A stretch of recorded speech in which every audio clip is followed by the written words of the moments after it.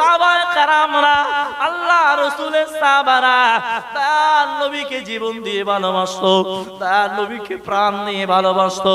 এজন্যই তো আমার নবী জানিয়েছে আসসাবিকান নুজুম, আমার সাহাবারা একটা আকাশের নক্ষত্র নয়, যারা আমার সাহাবাদেরকে অনুসরণ আর অনুকরণ করবে আমি আল্লাহ তাআলা জানিয়ে দিলাম, আমি মাওলা কারীম জানিয়ে দিলাম, আমি রব জানিয়ে দিলাম, তারা প্রত্যেকেই তারা নাজাতের পথ পেয়ে যাবে।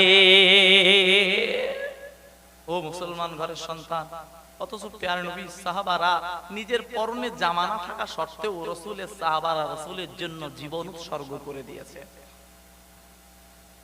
আমার আল্লাহ তাআলা জানিয়ে দিয়েছেন, আমার মাওলা জানিয়ে দিয়েছেন, ও জগৎবাসীরা, ও দুনিয়াবাসীরা মনে রাখো, আমার আল্লাহ পাক রব্বুল আলামিন পবিত্র কোরআন শরীফের ভিতরে জানিয়েছেন, মহান আল্লাহ পাক রব্বুল আলামিন পবিত্র কোরআন শরীফের ভিতরে জানিয়ে দিয়েছেন, কুল ইন কুনতুম তুহিব্বুনাল্লাহ ফাত্তাবিউনি বিবিকুমুল্লাহ ওয়া ইয়াগফির লাকুম যুনুবাকুম আল্লাহ গফুরুর রহিম। একটু মন খুলে বলুন না সুবহানাল্লাহ। আল্লাহকে ভালোবাসতে গেলে রাসূলকে ভালোবাসতে হবে, রাসূলের ভালোবাসা আল্লাহর ভালোবাসা। আর একবার মন খুলে বলুন না সুবহানাল্লাহ। ও মুসলমান ঘরের সন্তান, অবাক হয়ে যাবেন বাবু, আল্লাহর নবী সাহাবারা, আল্লাহর প্রিয় বান্দারা আল্লাহর নবীকে ভালোবাসতেন, কিন্তু না আমরা ভালোবাসতে শিখি নাই, আমরা ভালোবাসতে জানলাম না। ওই উহুদের প্রান্তে যখন সংবাদ পৌঁছে গেল চারিদিকে তার নবী শহীদ হয়ে গেছে, মদিনার একজন মহিলা আনসারী সাহাবা আর নিজেকে কন্ট্রোল করে রাখতে পারেন না, নিজেকে ধৈর্য ধরে রাখতে পারেন না, মহিলা ঘর থেকে বাইর হয়ে পড়লেন, আমার নবী কেমন আছে, আমার হাবিব কেমন আছে, আমার আখিরি পয়গম্বর কেমন আছে, আখিরি পয়গম্বর কেমন আছে, বাইর হয়ে পড়লেন। ও মদিনা, ওই মদিনার আনসারী মহিলা আর বিলম্ব করলেন না, ওদের প্রান্তের দিকে ছুটতে লাগলেন। হঠাৎ করে দেখতে পাওয়া গেল আল্লাহর নবী একজন সাহাবার সঙ্গে সাক্ষাৎ হয়ে গেল, আল্লাহর নবীর একজন সাহাবার সঙ্গে সাক্ষাৎ হয়ে গেল। নবীর ওই সাহাবা বললেন, ওগো মহিলা কোন জায়গায় দৌড়াও? সাহাবা বললেন, ও মদিনার আনসারী মহিলা আর দৌড়িও না, তোমার স্বামী জান পৃথিবী জমিন থেকে চিরবিদায় নিয়ে ওদের প্রান্তরে আল্লাহটাকে সাড়া দিয়ে দিয়েছে। ওগো মহিলা, দয়ার নবী মুহাম্মদুর রাসূলুল্লাহ এই মুহূর্তে সুস্থ রয়েছে। মহিলা নিজেকে সান্ত্বনা দিতে পারলেন না, নিজেকে কন্ট্রোল করে ধরে রাখতে পারলেন না।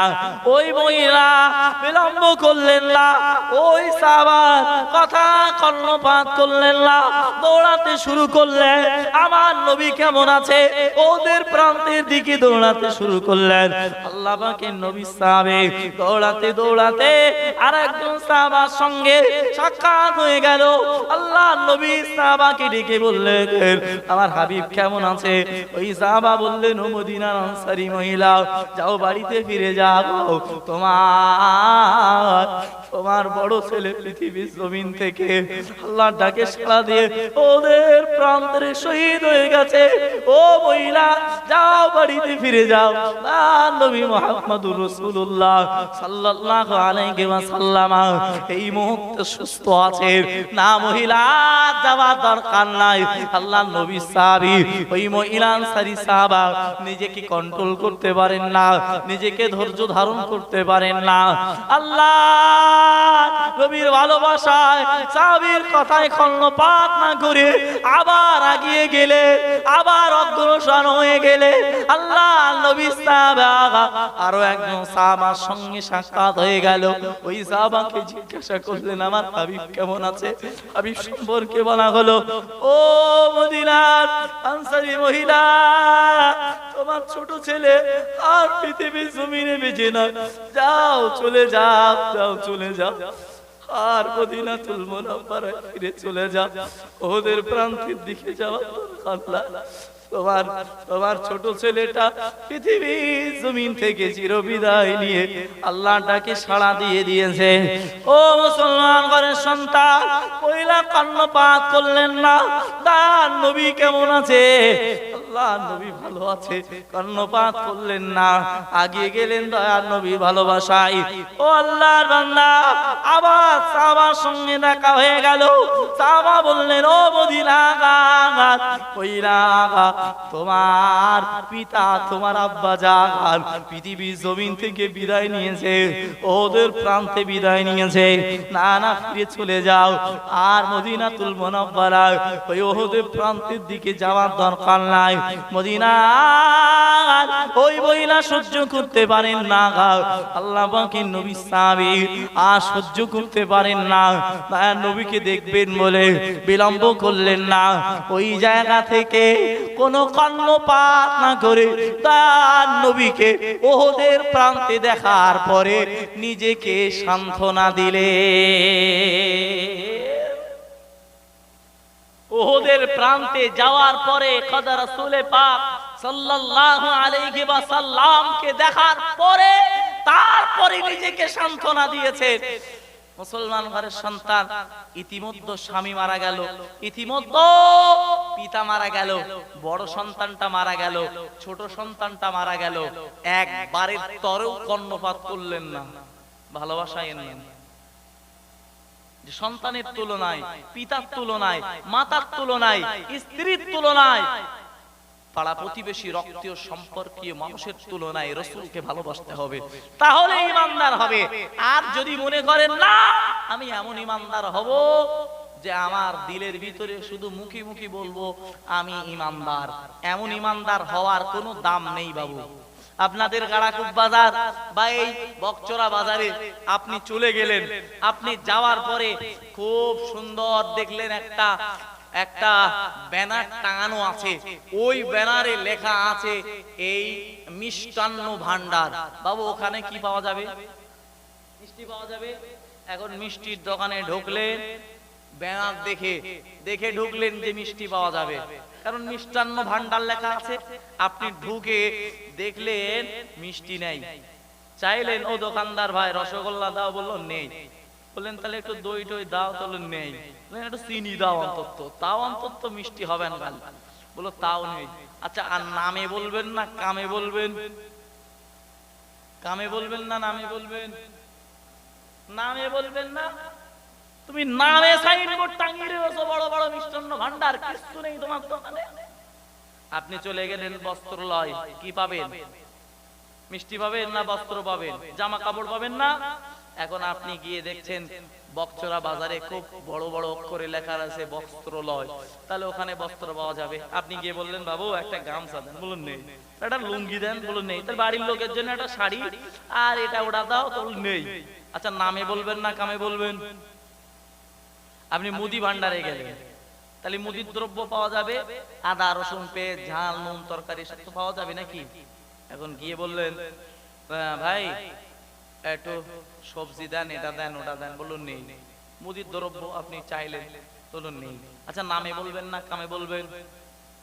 আমরা প্রত্যেকেই নামধারী, আমাদের নামটা সাইনবোর্ড লাগানো খুব সুন্দর, নাজিমউদ্দিন, আব্দুল জব্বার, আব্দুল করিম, নামটা খুব, সাইনবোর্ডটা খুব ভালো, কিন্তু নামের সঙ্গে রাসূলের সুন্নাত থাকার দরকার ছিল না ছিল না? ছিল না ছিল না? কারণ এই দোকান যদি খালি থাকে, এই দোকান যদি রাসূলের ভালোবাসা ছাড়া থাকে, তাহলে এই দোকানের দাম আছে না নেই? আছে? কিছু নেই দাম। কারণ এই দোকানের ভিতরে রাসূল সুন্নাত নাই, এই দোকানের ভিতরে আল্লাহর ভালোবাসা নাই, তাহলে এটা শুধুমাত্র নামে কামে না। এখন শুধু কামে যদি হয় আল্লাহর দরবারে আপনি ধরা পড়বেন না তো বাবু? আল্লাহর দরবারে হিসাব দেওয়ার সময় আপনি ধরা পড়বেন না তো বাবু? আমি আর আপনি ধরা পড়বো না তো বাবু? যদি ধরা পড়তে হয় তাহলে নামের সঙ্গে আমাদের কামটা কি করতে হবে? নামাজের টাইমে নামাজটা পড়তে হবে, রোজার টাইমে রোজাটা করতে হবে। অথচ আমাদের যখন হাইয়া আলাস সালাহ মসজিদে আযান দেয় যে নামাজের দিকে তাড়াতাড়ি এসো, আর আমরা বলি না তাড়াতাড়ি পালা, নাই তো ইমাম সাহেব দেখে ফেললে লজ্জা যাবে, তাড়াতাড়ি পালা। হাইয়া আলাস সালাহ, তাড়াতাড়ি পালা। ঠিক বলছি না ভুল বলছি? রোজার সময় যদি বলা হয় ভাই রোজা রাখছে, আর বলো না, এই 2 দিন 3 দিন ধরে পেটের সমস্যা, এই সমস্যা, মাথার যন্ত্রণা, এই 27 আর 28 আর 29 এই 3টে মিস করতিস না। যতই যা হোক, যদি ওই 27 28 আর 29 মিসও হয়ে যায়, 27টা বলো মিস করতিস না। আবার বল মান এই প্রথমগুলো রাখতে পারতিস না, তা কি হয়েছে? ওই 21 23 25 27 আর 29 এই 5টা কদর মিস হবে না। আবার মিস যদি চলে যায় বলবেন 27টা তো মিস করতিস। বাবা অবাক হয়ে যাবেন বাবু। ঈদের দিন আমি ঈদের নামাজ পড়ে মাদ্রাসায় যাচ্ছি। দেখলাম একজন মুসলমান ঘরের একজন যুবক, একজন মানুষ, তিনি মাছ ধরে ফিরছেন। আমি বললাম বাবু ঈদের নামাজ হলো, তা আপনি নামাজ পড়তে যাননি? বলে আজ বলবো কি বাবু, সে আর বলো না, এই মাছ ধরতে গেলাম, তা সে একটু দেরি হয়ে গেছে, তার যেতে পারিনি, সামনে দিতে আবার যাবো খুনি, ঈদ তো এখনো অনেক আছে। বুঝতে পারছেন? এটা আমার বাস্তব জীবনের কথা বলছি বাবু, আমি কারোর ভাড়া করার কথা বলছি না বাবু। আমি ঈদের নামাজ পড়ে মাদ্রাসায় যাচ্ছি, আর ওই সময় আমি জিজ্ঞাসা করছি বাবু ঈদের নামাজটা পড়তে গেলে না তো? বলে ঈদের নামাজ আর কি পড়তে যাবো, মাছ ধরতে গেলাম, কাদা কাটা মেরেছিলাম, একটু মাছ হচ্ছিল, আর পড়তে যাওয়া হয়নি। এইবার ওই আইসক্রিমের বাক্সটা নিয়ে এবার বার হবে, ছেলেপিলেরা এবার সব ঈদের নামাজ পড়ে সব এবার বার হবে, তো এবার আইসক্রিমের বাক্সটা নিয়ে বার হবো, টাকা পয়সার তো দরকার আছে, সংসারটা তো চালাতেই হবে। ঈদের নামাজ পড়ে না, ও মনে করে জুমার নামাজ পড়বে। মনে করেন ফরজ নামাজ গুলো পড়বে, সর্বনাশ, বড় পীর। ওরাই আবার বলবে আমার সব ঠিক আছে, আমি নামাজ পড়ি না, কি আছে, আমার মন খুব চাঙ্গা। দেখছেন না আগে বাংলাদেশের একজন বলে, একজন নেতা কথায় কথায় বক্তব্যের ভিতরে বলছে আমি পাপী নই, আমি পাপী নই। কেন না আমি পাপী নই এই কারণে, আমি কোন আলেম দোয়া করলে আমি দোয়া করতে পারি না, আমি আলেম দোয়া করলে আমি দোয়া করতে পারি না। কেন? আমি কোনোদিন পাপই করিনি, আমার দ্বারা কোনো গুনাহই হয়নি, অথচ দাড়ি চাটা, কবি আটা, বলতে আমি কোনোদিন পাপ করিনি। কি সর্বনাশ! মুসলমান ঘরের সন্তান, আল্লাহর বান্দা, এভাবেই সমাজ চলছে, অথচ আমরা রাসূলের ভালোবাসা ছেড়ে আজও পর্যন্ত দূরে, আজও পর্যন্ত রাসূলের ভালোবাসা ছেড়ে দূরে। কবে কবে আর কতদিনে রাসূলের ভালোবাসার পাত্র হবে? রাসূলের ভালোবাসা ছাড়া জান্নাত পাওয়া যাবে না, রাসূলের ভালোবাসা ছাড়া আল্লাহর নৈকট্য অন্বেষণ করা যাবে না, রাসূলের ভালোবাসা ছাড়া পুলসিরাতের ময়দান সুগম হওয়া যাবে না, রাসূলের ভালোবাসা ছাড়া পুলসিরাত সুগম হওয়া যাবে না। মুসলমান ঘরের সন্তান, আল্লাহর বান্দা, নবী দিবস দিতে বসেছি, নবী দিবস সম্পর্কে আলোচনা শুনতে বসেছি, কিন্তু দুর্ভাগ্যজনক বলতে হয় যে আজও পর্যন্ত নবী দিবস গুলো বা জলসা গুলোর মজলিস গুলোই এক সাইডে মেলা হয়, আর এক সাইডে কি হয়, আল্লাহ আল্লাহ রসুলের কথা হয়। মেলা হয় না, যেখানে নারী আর পুরুষ অবাধ মেলা, অবাধ ঘোরাঘুরি করে, ওটা মেলা ছাড়া কি? মুসলমান ঘরের সন্তান, আল্লাহর বান্দা, এগুলো পরিহার করতে হবে, এগুলোকে ছাড়তে হবে, বর্জন করতে হবে, তাহলে আমরা আলোক উজ্জ্বল জীবন পাবো। নাই তো আল্লাহর দরবারে আমরা ধরা পড়ে যাব আমরা। রব্বুল আলামিন বলেন, ও আমার বান্দা বান্দীরা, আমি মহান আল্লাহ তাআলা জানিয়ে দিলাম, আমি মাওলা করিম তোমাদেরকে জানিয়ে দিলাম, ফামা ইয়ামাল মিসকালা যাররাতিন খায়রান ইয়ারা ওয়া মা ইয়ামাল মিসকালা যাররাতিন শাররান ইয়ারা। ও আমার বান্দা বান্দীরা, ও আমার বান্দা বান্দীরা, তোমরা খবরদার, তোমরা যদি বিন্দু পরিমাণ খারাপ কাজ করো, আমি আল্লাহ বলে দিলাম তার খেসারত তোমাদের গুনতে হবে। এর আগে আল্লাহ বলেছেন যদি ভালো কাজ করো তারও প্রতিদান দেব, তবে খারাপ কাজ করলে ছাড় হবে না। আমার আল্লাহ আবার ডেকে বলেন, ও আমার বান্দা বান্দি, ও আমার বান্দা বান্দিরা শুনে রাখো, আমি আল্লাহ তাআলা জানিয়ে দিলাম, ওয়ালা তাকরাবুল ফাওয়াহিশা মা যাহারা মিনহা ওয়া মা বাতানা। ও আমার বান্দা বান্দিরা, ও আমার বান্দা বান্দিরা শুনে রাখো, খবরদার খবরদার, তোমরা জানো সামনে প্রকাশ্য এবং গোপনে অশ্লীলতার সঙ্গে লিপ্ত হও না। পৌঁছে দাও দয়ার নবী মুহাম্মদুর রাসূলুল্লাহ সাল্লাল্লাহু আলাইহি ওয়াসাল্লামকে জানিয়ে দাও, আমি মদিনার আনসারী সাহাবা, আমি মদিনার আনসারী মহিলা, আমি রাজি হয়ে গেলাম, আমি খুশি হয়ে গেলাম। আল্লাহ পাকে নবীর পাঠানো পছন্দকৃত ওই ছেলের সঙ্গে আমি বিবাহে রাজি হয়ে গেলাম। একটু মন খুলে বলুন সুবহানাল্লাহ, আরো চিল্লে বলুন সুবহানাল্লাহ। নবী মুহাম্মদুর রাসূলুল্লাহ সাল্লাল্লাহু আলাইহি ওয়াসাল্লামের প্রাণ প্রিয় সাহাবা হযরত জুলাইবিম রাদিয়াল্লাহু তাআলা ইতিমধ্যে ঘর থেকে বাইরে হয়ে পড়েছেন। দয়ার নবীর প্রাণ প্রিয় আনসারী সাহাবা হযরত জুলাইবিমকে ডেকে বললেন, ও জুলাইবিম, দেরি করো না, ও জুলাইবিম, শীঘ্রই চলে এসো, আমার কন্যা সন্তান রাজি হয়ে গেল তোমার প্রতি, আমার কন্যা তোমার প্রতি রাজি হয়ে গেল, আমার স্ত্রীও রাজি হয়ে গেল, ও জুলাইবিম, আমিও রাজি হয়ে গেলাম। দয়ার নবী মুহাম্মদুর রাসূলুল্লাহ সাল্লাল্লাহু আলাইহি ওয়াসাল্লামকে জানিয়ে দাও, ও জুলাইবিম, আমার কন্যা সন্তানের সঙ্গে তোমার বিবাহ দেব। একটু মন খুলে বলুন সুবহানাল্লাহ, আর চিল্লে বলুন সুবহানাল্লাহ। হযরত জুলাইবিম রাদিয়াল্লাহু তাআলা দয়ার নবীর দরবারে পৌঁছে গেলেন। দয়ার নবী মুহাম্মদুর রাসূলুল্লাহ সাল্লাল্লাহু আলাইহি ওয়াসাল্লাম হযরত জুলাইবিম রাদিয়াল্লাহু তাআলা কে দেখে মুস্কি মুস্কি হাসতে লাগলেন। দয়ার নবী মুহাম্মদুর রাসূলুল্লাহ সাল্লাল্লাহু আলাইহি ওয়াসাল্লামকে দেখে জুলাইবিম বলতে লাগলেন, ইয়া রাসূলুল্লাহ, ইয়া হাবিবাল্লাহ, হুজুর, আপনার আনসারী সাহাবা, আপনার আনসারী সাহাবার কন্যা আমার সঙ্গে বিবাহ বসতে রাজি। একটু মন খুলে বলুন সুবহানাল্লাহ। দয়ার নবী বললেন, ও জুলাইবিম, তাহলে বিবাহ বন্ধনে আবদ্ধ হওয়ার জন্য তুমি এবার প্রস্তুতি গ্রহণ করে নাও। তাহলে তুমি প্রস্তুতি গ্রহণ করো। ও জুলাইবিম, আর দেরি করছো কেন? জুলাইবিম বললেন, ইয়া রাসূলুল্লাহ, পানি পান করার মতো পিয়ালা আমার কাছে নাই, অতটুকু কিনবো এ অর্থ আমার কাছে নাই, আমি বিবাহ বসবো তো কিভাবে বসবো? আপনি তো আমাকে বিবাহের দিকে আগিয়ে দিয়েছেন, আমি তো বিবাহ করতে চাচ্ছিলাম না। রাসূল বললেন, ও জুলাইবিম, তাহলে দেরি করো না, যাও আমার সাহাবা হযরত উসমান গনির কাছে চলে যাও। আমার সাহাবা উসমানকে বলবে, আমি দয়াল নবী তোমাকে পাঠিয়েছি। ও জুলাইবিম, শুধু খালি হাতে যাবে, বরং আমি তোমাকে একটা চিঠি লিখে দিচ্ছি, ওই চিঠিটা আমার উসমানকে দেখিয়ে দেবে, তোমার বিবাহর সব খরচ আমার সাহাবা, আমার প্রাণ প্রিয় জামাই তোমার সব খরচগুলো দিয়ে দেবে। একটু মন খুলে বলুন না সুবহানাল্লাহ।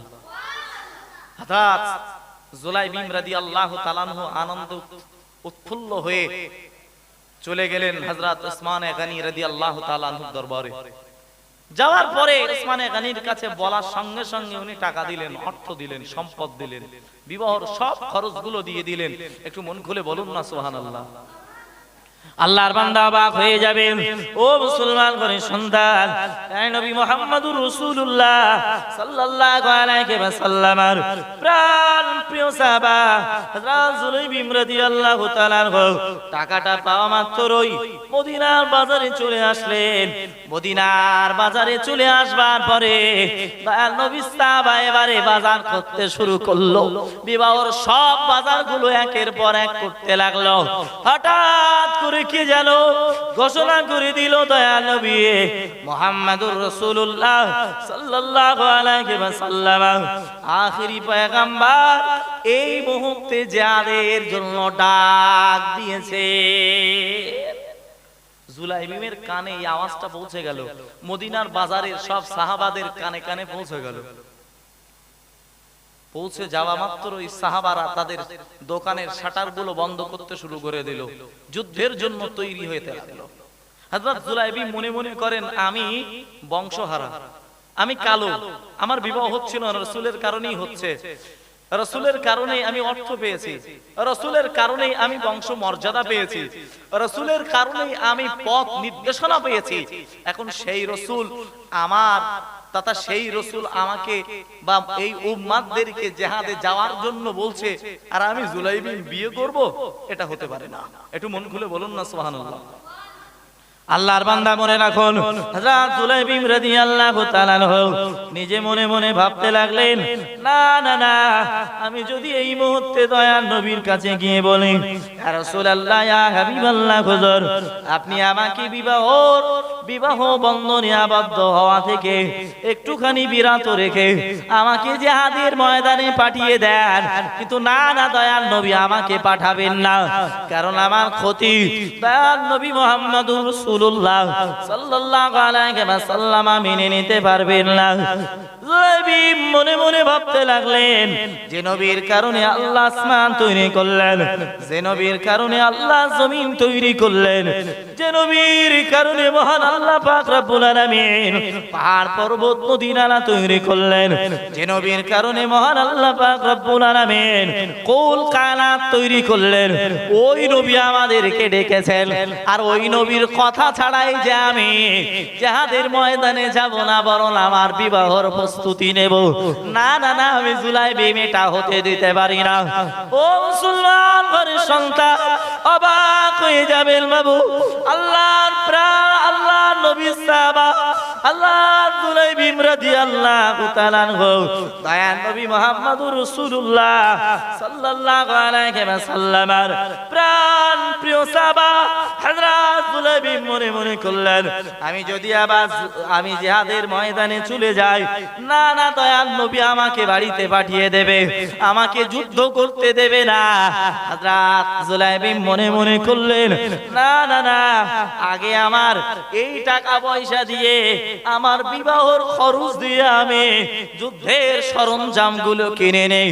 আল্লাহ পাকের নবী সাহাবা হযরত জুলাইবি তীর কিনলেন, ফলা কিনলেন, দয়ার নবী মুহাম্মদুর রাসূলুল্লাহ সাল্লাল্লাহু আলাইহি ওয়াসাল্লামের প্রাণ প্রিয় সাহাবা তীর কিনলেন, ফলা কিনলেন, এরপরে যুদ্ধের সরঞ্জামগুলো কিনে মনে মনে করলেন, এবারে আমাকে যুদ্ধে যেতে হবে, কিন্তু সাহাবা কারামরাও যদি চিনে ফেলে, দয়ার নবীকে বলে দেবে, না না, আমাকে একটা উপায় বার করতে হবে। হযরত জুলাইবি রাদিয়াল্লাহু তাআলা আনহু আর বিলম্ব করলেন না, বরং একটা কালো কাপড় কিনলেন, ওই কালো কাপড় দিয়ে মুখটাকে ঢেকে নিলেন, যাতে সাহাবা কারামরা না চিনতে পারে, যাতে দয়ার নবী মুহাম্মদুর রাসূলুল্লাহ সাল্লাল্লাহু আলাইহি ওয়াসাল্লাম চিনতে না পারেন। হযরত জুলাইবি রাদিয়াল্লাহু তাআলা কালো কাপড়টা মুখের উপরে বেঁধে নিয়ে যুদ্ধের ময়দানে ঝাঁপিয়ে বললেন, ও মুসলমান ঘরের সন্তান, অবাক হয়ে যাবেন বাবা, নবী মুহাম্মদুর রাসূলুল্লাহ সাল্লাল্লাহু আলাইহি ওয়াসাল্লাম সাহাবারা বর্ণনা করেন, একটা টাইমে আমরা দেখলাম যুদ্ধ চলছে, দেখলাম ওই যুদ্ধের ময়দানে অসংখ্য অনেক মানুষ একটা জায়গায় কাফেররা ভিড় করে রয়েছে, কে যেন ওই কাফেরদের মাঝে ঝাঁপিয়ে বলল, ও আল্লাহর বান্দা মনে রাখুন, নবী মুহাম্মদুর রাসূলুল্লাহ সাল্লাল্লাহু আলাইহি ওয়াসাল্লাম যুদ্ধ শেষ হয়ে যাবার পরে সাহাবা কেরামদের ডেকে বললেন, ও আমার প্রাণ প্রিয় সাহাবারা, আর বিলম্ব করো না, দেরি করো না, আমার সাহাবারা কারা শহীদ হয়েছে দেখো না। দয়ার নবী সাহাবারা অনুসন্ধান করতে শুরু করলেন, দয়ার নবী মুহাম্মদুর রাসূলুল্লাহ সাল্লাল্লাহু আলাইহি ওয়াসাল্লাম আর প্রাণ প্রিয় সাহাবারা অনুসন্ধান করতে লাগলেন। দয়ার নবী সাহাবারা অনুসন্ধান করতে করতে দেখলেন একজন সাহাবা কাফেরদের মাঝে পড়ে রয়েছে। দয়ার নবী সাহাবারা লক্ষ্য করলেন, যার মুখের উপরে কালো ফেট্টি দিয়ে বাঁধা। দয়ার নবীকে সাহাবারা ডাকলেন, ইয়া রাসূলুল্লাহ, ইয়া হাবিবাল্লাহ, হুজুর আমরা দেখি ওই জায়গায় অনেকগুলো কাফের শহীদ হয়ে রয়েছে, তারা মরে গেছে, মারা গেছে, ওই জায়গায় যেন আমাদের কোন সাথী শুয়ে আছে, তিনি শহীদ হয়ে গেছে, আল্লাহর রাস্তায় শহীদ হয়ে গেছে। গেছে দয়ার নবী মুহাম্মদুর রাসূলুল্লাহ সাল্লাল্লাহু আলাইহি ওয়াসাল্লাম আর বিলম্ব করলেন না। কাছাকাছি হয়ে গেলে দয়ার নবী দেখলেন, আল্লাহর নবী দেখলেন ওই জায়গায় দয়ার নবীর পাগল হাবিবের পাগল হযরত জুলাইবিব রাদিয়াল্লাহু তাআলা ওই জায়গায় কালো কাপড় মুখের উপরে দিয়ে তিনি কাফেরদের 7 জনকে জাহান্নামে পাঠিয়ে দিয়ে নিজে শহীদ হয়ে আল্লাহর পথে পথিক হয়ে গেছেন। একটু মন খুলে বলুন সুবহানাল্লাহ। আরেকটু মন খুলে বলবেন না সুবহানাল্লাহ? নিজের বিবাহ বন্ধনে আবদ্ধ হওয়া থেকে নিজে কুরবান করেছে রাসূলের জন্য, জিহাদের ময়দানে গিয়ে নিজের প্রাণ দিয়েছে, 7 জনকে হত্যা করেছে, জাহান্নামে পাঠিয়ে দিয়ে নিজে শহীদ হয়েছে। প্যারা নবী মুহাম্মদুর রাসূলুল্লাহ সাল্লাল্লাহু আলাইহি সাল্লাম টুকরে কেঁদে ফেললেন, নিজে জমিনে বসে পড়লেন। বসে পড়ার পরে প্যারা নবী মুহাম্মদুর রাসূলুল্লাহ জুলাইবিবের মাথাটা নিজের উরুর উপরে রেখে জুলাইবিবের মাথার উপরে হাত বোলাচ্ছিলেন আর বলছিলেন, ও জুলাইবিব আমি তোর প্রতি সন্তুষ্ট। একটু মন খুলে বলুন না সুবহানাল্লাহ। আর একটু মন খুলে বলুন না সুবহানাল্লাহ। জুলাইবিবকে ডেকে ডেকে বলছিলেন, ও জুলাইবিব আমি তোর প্রতি সন্তুষ্ট। আর সাহাবায়ে কেরামদেরকে ডেকে বলছিলেন, লোক আমার সাহাবারা, আমি রবের কাছে আমি হাবিব, আমি রবের কাছে আমি বন্ধু, আমি রবের কাছে আমি দোস্ত, পৃথিবীতে আমার দোস্ত জুলাইবিব। মন খুলে বলুন সুবহানাল্লাহ।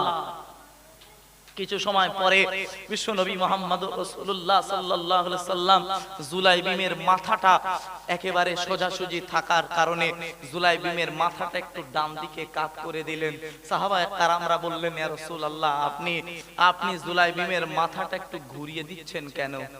সাহাবায়ে কেরামদের প্রশ্নের উত্তরে বিশ্ব নবী বললেন, ও আমার প্রাণ প্রিয় সাহাবারা, আমার জুলাইবিব বড় লজ্জাবান, আমার জুলাইবিব বড় লজ্জাবান। এই মুহূর্তে আমি দেখতে পাচ্ছি আরশে মহল্লার অসংখ্য আরশে মহল্লার আল্লাহ পাক রব্বুল আলামিনের তৈরিকৃত হুররা রিসিভ করার জন্য জুলাইবিবের দিকে এগিয়ে আসছে। একটু মন খুলে বলুন না সুবহানাল্লাহ। আরেকটু চিল্লে বলুন না সুবহানাল্লাহ। জান্নাতের হুররা জুলাইবিবকে রিসিভ করার জন্য, ওয়েলকাম জানানোর জন্য তারা তাড়াতাড়ি নিয়ে যাওয়ার জন্য ব্যতিব্যস্ত হয়ে পড়েছে। তাই আমার সাহাবা জুলাইবিব বড় লজ্জাবান, তাই তার মুখটা ঘুরিয়ে দিচ্ছি যাতে লজ্জা না পায় হুরদের না দেখে। আর একটু মন খুলে হবে না সুবহানাল্লাহ? আমরা মুখে শুধু বলি ভালোবাসি ভালোবাসি ভালোবাসি, ভালোবাসাটা এভাবেই ভালোবাসতে হবে। আজকে দেখছেন না ভারতবর্ষের জমিনে এক যুবক ফেসবুকের ভিতরে লিখলো আই লাভ মোহাম্মদ। সঙ্গে সঙ্গে এই ভারতবর্ষের কিছু কুখ্যাত শয়তান, কুখ্যাত জালিয়া, কুখ্যাত দেশদ্রোহী, তারা এই ছেলেটাকে জেলে আটক করলো, বন্দী করলো, থানায় নিয়ে গেল। এরপরে অনেক যুবককে তারা আটক করলো। ও মুসলমান ঘরের সন্তান, আল্লাহর বান্দা, আজকে যদি আই লাভ মোহাম্মদ বলার কারণে আমাদের এদেশে থেকে আমাদের যদি গ্রেফতার হতে হয়, তাহলে আমাদের জীবন দেওয়ার প্রয়োজন আছে না নেই? কথা বলেন, আছে না নেই? নিশ্চিত ভাবে আছে। কারণ রাসূলকে ভালোবাসতে হবে নিজের জানের তুলনায়, নিজের মালের তুলনায়। রাসূলকে ভালোবাসতে হবে নিজের স্ত্রীর তুলনায়, রাসূলকে ভালোবাসতে হবে নিজের সন্তানের তুলনায়, রাসূলকে ভালোবাসতে হবে নিজের মা বাপ সবার তুলনায়, রক্তীয় সম্পর্কীয় মানুষদের তুলনায়। যদি রাসূলকে বেশি ভালোবাসা যায় তাহলে প্রকৃত ঈমানদার, নাই তো ঈমানদার নয়। ভালোবাসাটা যদি রাসূলের তুলনায় সন্তানের প্রতি বেশি হয়, তাহলে মনে করবে ঈমানদার হতে পারলেন না। এটা আমি বলিনি, রাসূল পাক সাল্লাল্লাহু আলাইহি সাল্লাম বলেছে, লা ইউমিনু আহাদুকুম হাত্তা আকুনা হাব্বা ইলাইহি মিন ওয়ালিদিহি ওয়া ওয়ালাদিহি ওয়ান নাস আজমাইন। অত সময় পর্যন্ত কেউ ঈমানদার নয়। এজন্য সাহাবায়ে কেরামদের দেখা গেছে, সাহাবায়ে কেরামরা নিজেদের স্ত্রীর ভালোবাসার তুলনায়, সন্তানের ভালোবাসার তুলনায় তারা রাসূলকে বেশি ভালোবেসেছেন। মন খুলে বলুন না সুবহানাল্লাহ। দেখতে পাওয়া গেছে কিতাবের ভিতরে এসেছে হযরত হানজালা রাদিয়াল্লাহু তাআলা আনহু সবেমাত্র বিবাহ বন্ধনে আবদ্ধ হয়েছে, সবেমাত্র বিবাহ বন্ধনে আবদ্ধ হয়েছে। হযরত হানজালা বাসর করলেন, বাসর করার পরে সহবাস করলেন, সহবাস করার পরে নাপাক হয়ে গেলেন। এরপরে উনি গোসল করবার জন্য, পানি ঢালবার জন্য, উনি গায়ে পানি ঢালবার জন্য তৈরি হয়েছেন। হঠাৎ করে মদিনায় কে যেন বলে যাচ্ছে, কে যেন আওয়াজ দিচ্ছে, এ মদিনার মানুষেরা, এ মদিনার আনসারী সাহাবারা, এ মক্কা থেকে আগত মুহাজির সাহাবারা, কে কোথায় আছো? বিশ্ব নবী মুহাম্মদুর রাসূলুল্লাহ সাল্লাল্লাহু আলাইহি ওয়াসাল্লামকে উহুদের প্রান্তরে রাসূলকে শহীদ করে দেওয়া হয়েছে। হযরত হানজালা গোসল করা ছেড়ে দিলেন, স্ত্রীকে বললেন, ও আমার প্রাণপ্রিয় স্ত্রী, আর বিলম্ব করো না, আর বিলম্ব করো না, জামাটা আগিয়ে দাও, জুব্বাটা আগিয়ে দাও, জুব্বাটা আগিয়ে দাও, আর বিলম্ব করো না। জুব্বাটা আগিয়ে দেওয়া হলো, নিজে পরে ফেললেন, তরবারি নিলেন, যুদ্ধের ঢাল নিলেন, নিয়ে সরঞ্জাম নিয়ে বার হয়ে পড়লেন ঘর থেকে। স্ত্রী হাতটা ধরলেন, বললেন, ও প্রাণপ্রিয় স্বামী, আজ না আমার সঙ্গে সহবাস করেছেন, আপনার না গাটা নাপাক, আপনি একটু গোসল করে পবিত্র হয়ে রাসূলের ভালোবাসায় যান। হযরত হানজালা বলেছিলেন, ও প্রাণপ্রিয় স্ত্রী, যে রাসূল পৃথিবীর জমিনে নাই, আমি হানজালা, আমারও পৃথিবীতে থাকার কোনো দরকার নাই। মন খুলে বলুন সুবহানাল্লাহ। আর একটু মন খুলে হবে না সুবহানাল্লাহ? যদি রাসূল পৃথিবীর জমিনে না থাকে, তাহলে আমি হানজালা, আমারও থেকে লাভ নাই, আমি হানজালা, আমারও থেকে কোনো লাভ নাই। রাসূলকে উহুদের প্রান্তরে শহীদ করা হয়েছে, অতএব আমার আর থেকে লাভ নাই। আমি উহুদের প্রান্তে গিয়ে কাফের বেঈমানদের জন্য আমি আমার জীবনটা, তথা কাফের বেঈমানদের বিরুদ্ধে জিহাদ করে আমি আমার জীবনটাকে উৎসর্গ করব। একটু মন খুলে বলেন সুবহানাল্লাহ। প্যারা নবী মুহাম্মদুর রাসূলুল্লাহ সাল্লাল্লাহু আলাইহি সাল্লামের প্রাণপ্রিয় সাহাবা চলে গেলেন জিহাদের ময়দানে। এরপরে দেখলেন রাসূল পাক সাল্লাল্লাহু আলাইহি সাল্লামকে তীরবিদ্ধ করা হলো। রাসূল হেলমেট পরেছিল, লোহার হেলমেট। কাফের দুশমনেরা রাসূলকে তীরবিদ্ধ করলো। এই তীর লোহার হেলমেট ভেদ করে রাসূলের মাথায় পৌঁছে গেল। রাসূল পাক সাল্লাল্লাহু আলাইহি সাল্লাম রক্তাক্ত হলেন, পড়ে গেলেন জমিনে। দুটো দাঁত রাসূলের শহীদ হয়ে গেল। এই সংবাদ রাসূল যখন মাটিতে পড়ে যাওয়ার কারণে সংবাদ পৌঁছে দেওয়া হলো যে রাসূল মারা গেছে, অথচ রাসূল মারা যাননি। হযরত রাসূল পাক সাল্লাল্লাহু আলাইহি সাল্লামের সাহাবা হানজালা, উনি আর দেরি করলেন না, ঝাঁপিয়ে পড়লেন ওই কাফের বেঈমানদের বিরুদ্ধে। একটু মন খুলে বলুন না সুবহানাল্লাহ। আল্লাহর বান্দা মনে রাখুন, প্রিয় নবী মুহাম্মদুর রাসূলুল্লাহ সাল্লাল্লাহু আলাইহি ওয়াসাল্লামের প্রাণপ্রিয় সাহাবা হযরত হানজালা রাদিয়াল্লাহু তাআলা উহুদের প্রান্তরে চলে গেলেন। উহুদের প্রান্তরে নিজের জীবন উৎসর্গ করে দিলেন।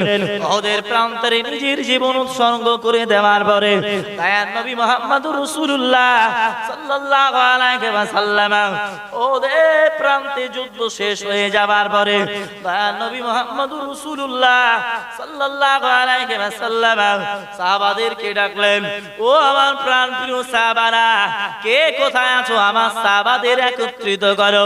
কোন কোন সাহাবা শহীদ হয়ে গেল, কারা আমার থেকে বিদায় নিয়ে আল্লাহ জমিন ছেড়ে ইহলোক ছেড়ে পরলোক বাসিন্দা হয়ে গেল। ও আমার প্রাণপ্রিয় সাহাবারা, আর বিলম্ব করো না, দেরি করো না। সাহাবায়ে কেরামরা দয়াল নবী মুহাম্মদুর রাসূলুল্লাহ সাল্লাল্লাহু আলাইহি ওয়াসাল্লামের কথা অনুযায়ী দয়াল নবী মুহাম্মদুর রাসূলুল্লাহ সাল্লাল্লাহু আলাইহি ওয়াসাল্লামের সাহাবাদের লাশগুলো জোগাড় করতে শুরু করলো। লাশগুলো জোগাড় করতে করতে দেখতে পাওয়া গেল দয়াল নবীর সাহাবাদের ভিতর দিয়ে 68 জন সাহাবার লাশ খুঁজে পাওয়া গেল। দয়াল নবী বললেন, ও আমার সাহাবারা, আমি গত রাত্রে স্বপ্ন দেখেছি মহান আল্লাহ পাক রব্বুল আলামিন আমাকে স্বপ্নের ভিতরে জানিয়ে দিয়েছেন, ও দয়াল নবী মুহাম্মদুর রাসূলুল্লাহ সাল্লাল্লাহু আলাইহি ওয়াসাল্লাম, আমি নবী যেন গত রাত্রে 70টা উট কুরবানি করেছে, 70টা উট জবাই করেছে। ও আমার প্রাণপ্রিয় সাহাবারা, আমার বিশ্বাস আমার ইহুদের প্রান্তরে আমার সাহাবাদের ভিতর দিয়ে 70 জন সাহাবা শহীদ হয়েছে। আমার প্রাণপ্রিয় সাহাবারা, তোমরা তো 68 জন সাহাবাকে খুঁজে পেলে, এই মুহূর্তে খুঁজে দেখো না আমার সাহাবাদের ভিতর দিয়ে আরো 2 জন সাহাবা কোথায় রয়েছে। সাহাবায়ে কেরামরা ময়দানে আবার লেবে পড়লেন। আল্লাহর নবী সাহাবারা খুঁজতে খুঁজতে দেখতে পাওয়া গেল ওই ময়দানে একটা মানুষ পড়ে রয়েছে, যে মানুষটার হাত কাটা, পা কাটা, কান কাটা, নাক কাটা। কে জানো ওই সাহাবার হাত কেটে ফেলেছে, পা গুলো কেটে ফেলেছে। কে জানো ওই সাহাবার নাকটাকে কেটে ফেলেছে। কে জানো নবীর প্রাণ প্রিয় সাহাবার জবানটা কেটে ফেলেছে। কে জানো দয়াল নবী মুহাম্মদুর রাসূলুল্লাহ সাল্লাল্লাহু আলাইহি ওয়াসাল্লামের ওই প্রাণ প্রিয় সাহাবার বুকটাকে চিরে কলিজাটাকে বাহির করে কলিজাটাকে চিবিয়ে চিবিয়ে আল্লাহ জমিনে ফেলে রেখেছে। দয়াল নবী সাহাবারা আর বিলম্ব করলেন না। এই দৃশ্য দেখার পরে দয়াল নবীকে ডাকলেন, ইয়া রাসূলুল্লাহ, ইয়া হাবিবাল্লাহ, হুজুর আর বিলম্ব করবেন না। আমাদের মধ্য থেকে একজন সাহাবাকে কাফের বেঈমানরা তার হাতগুলো কেটে ফেলেছে, তার পাগুলো কেটে ফেলেছে, তার অঙ্গ প্রত্যঙ্গ গুলো কেটে ফেলেছে, তার দেহটা টুকরো টুকরো করেছে। ইয়া রাসূলুল্লাহ, ইয়া হাবিবাল্লাহ, হুজুর শুধু এখানেই ক্ষান্ত নাই, বরং ওই সাহাবার তার জবানটাকে কেটে ফেলেছে। ইয়া রাসূলুল্লাহ, ইয়া হাবিবাল্লাহ, হুজুর শুধু এখানে শেষ নয়, বরং তার কলিজাটাকে ফেড়ে রক্তাক্ত অবস্থায় তার কলিজাটাকে চিবিয়েছে। ইয়া রাসূলুল্লাহ, ইয়া হাবিবাল্লাহ, হুজুর আপনি এই মুহূর্তে দেখেন না দয়াল নবী মুহাম্মদুর রাসূলুল্লাহ সাল্লাল্লাহু আলাইহি ওয়াসাল্লাম কি আসলেন। দয়াল নবী দেখলেন তার চাচা হামজা রাদিয়াল্লাহু তাআলা আনহুকে এমন অবস্থা করেছে। দয়াল নবী মুহাম্মদুর রাসূলুল্লাহ সাল্লাল্লাহু আলাইহি ওয়াসাল্লাম ডুকরে কেঁদে ফেললেন। নবী ডুকরে কেঁদে ফেলার পরে সাহাবায়ে কেরামদের সামনে দয়াল নবী মুহাম্মদুর রাসূলুল্লাহ নিজের পাগড়িটা খুলে তার চাচা জানের ওই টুকরো টুকরো টুকরো টুকরো অঙ্গগুলো নিজের মাথার পাগড়ির উপর রেখে দাফন করার জন্য বললেন, ও আমার সাহাবারা আর বিলম্ব করো না, আমার এই সাহাবাদেরকে বিনা গোসলে দাফন করে দাও। অপরদিকে দেখতে পাওয়া গেল মদিনার একজন আনসারী মহিলা লাল কাপড় নিয়ে এক প্রান্তে ওই মহিলাটা ওড়াচ্ছেন, কি যেন সংকেত দিতে যায়। দয়াল নবী মুহাম্মদুর রাসূলুল্লাহ সাল্লাল্লাহু আলাইহি ওয়াসাল্লাম ওই মহিলার কাছাকাছি হয়ে গেলেন।